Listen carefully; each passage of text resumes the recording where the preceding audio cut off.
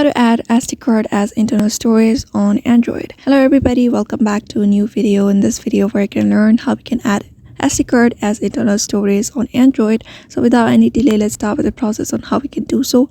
But before that, don't forget to hit that like, share and subscribe icon. So if you want to make your SD card as your internal storage, these are the process you may follow. Launch your phone. After launching your phone, you just need to head over to the main settings of your application of your device. After heading over to the main settings of your device, just scroll down a bit until you are able to find developer options.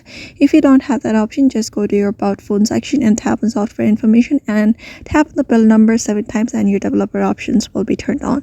After it is turned on, just head over to the developer options and you just need to scroll down a bit until developer options until you are able to find this option called force allow apps on external. With this enable and disable option, you can see this toggle option with force allow apps on external. Just turn it on, and what that does is make your SD card as an internal storage on your device. So you may just follow this process. In order to do so, just head over to the developer options and turn on this option and it will be done. So therefore, I hope this video was helpful to you and thank you for watching this video.